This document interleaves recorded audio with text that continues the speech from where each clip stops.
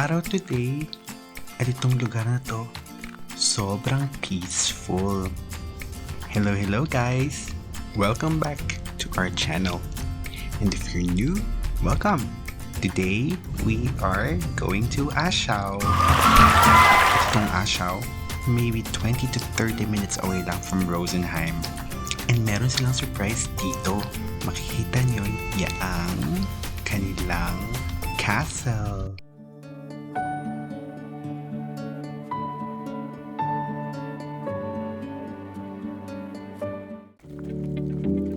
First time naming makapunta dito sa Ashao.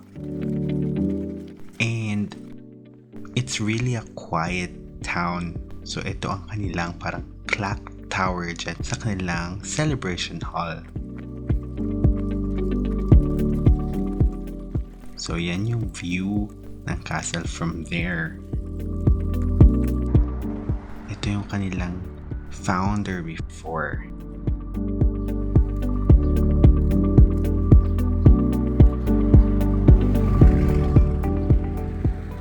Yan, isang hotel. Very Bavarian ang itsura niya.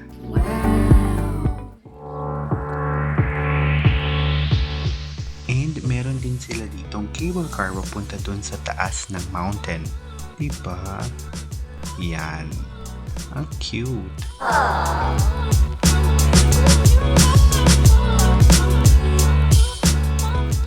Yan, sabi ko nga very peaceful. Marami sila ditong parang mga farms. And now we're going to hike to their castle. Yes! Isang hawk na nag-glide dyan, di ba? Amazing. Or I think falcon yan.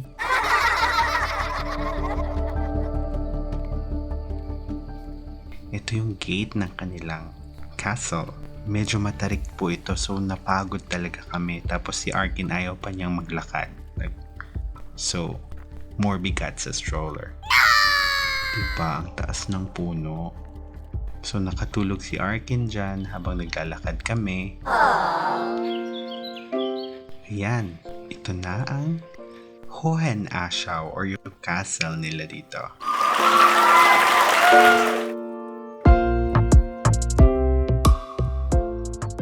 Yan.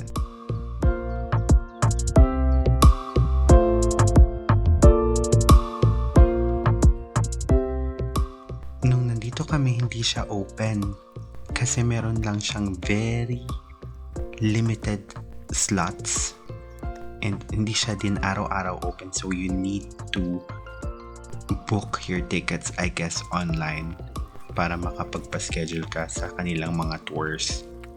And maganda rin yung loob nitong castle based sa mga pictures na nakita namin. Wow!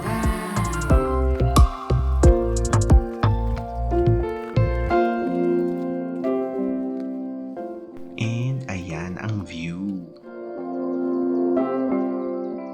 Oh, diba? Ang ganda. Oh, yeah. Yan, pababa na po kami. And sa tabi ng castle, meron silang maliit na family cemetery.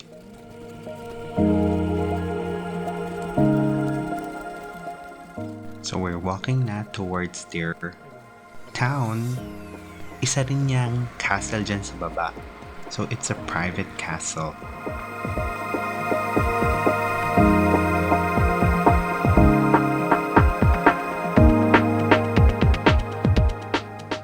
Yan ang kanilang meadows going doon sa kanilang main town center.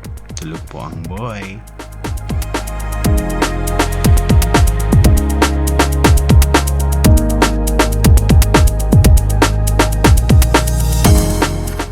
Ayan, nagising na po siya. Ayan ang kanilang city hall na merong cute na cow sa tabi.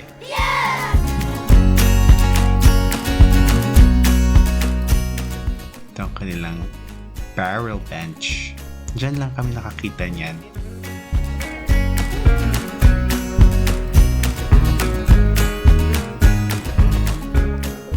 Walking around the town. Yan ang kanilang parang memorial sa mga lost heroes ng World War, I guess. There's a small bridge, and of course, ice cream time!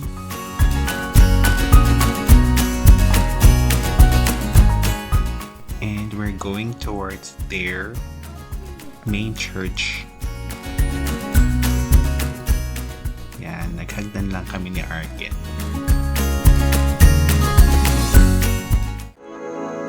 Ayan ang kanilang main church.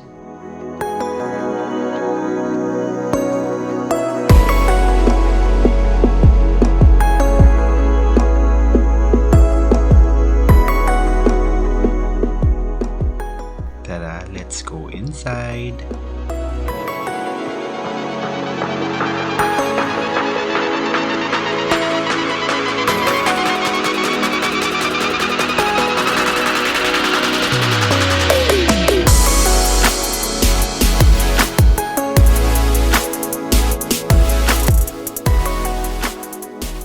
Talagang wala masyadong tao dito sa village nito or sa town na ito.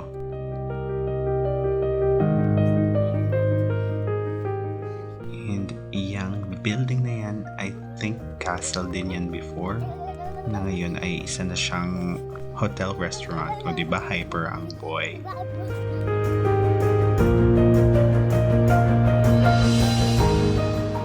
And dun sa gilid ng kanilang church is meron pang maliit na chapel.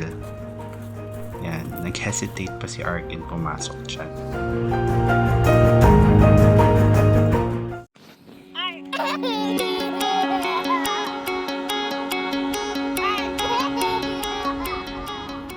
Yan, masaya po siya.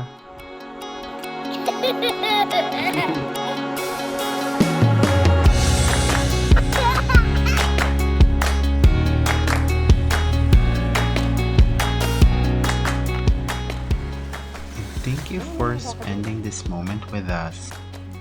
If this adventure made you smile, you're welcome to subscribe and join our next family journey. And always remember to spread love, kindness, and positivity. God bless you all.